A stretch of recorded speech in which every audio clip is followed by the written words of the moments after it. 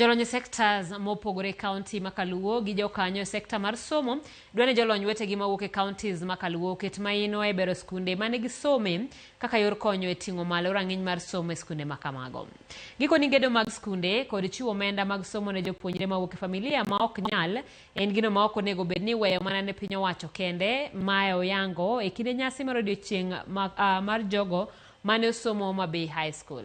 Jokanyo go ne oketo chenro mar chako gero kar somo kara library manyasani madhi muonyo moingo shillings milion 66 kod siro jopuonjre ma wigi bith to ok nyal yudo fees. I also have my sons here, by the way. Makoro wadwa timo sani maduong' mogik madhi cost wa about 700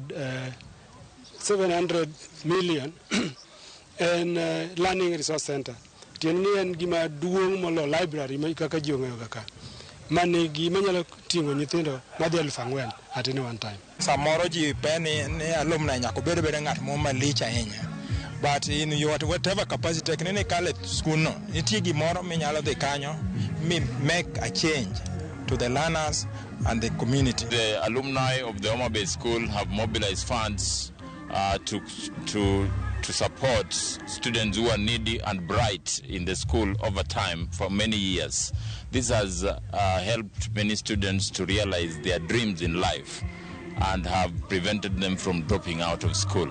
Kendo di chieng' makawuono kaka anene omiyo wa mor kabisa nikech wayudo thuolo mondo wawuo gi nyithindo masomo Homa Bay High School mane form 1 nyaka form 4 ka wamiyo gi motisha mondo gitim matek.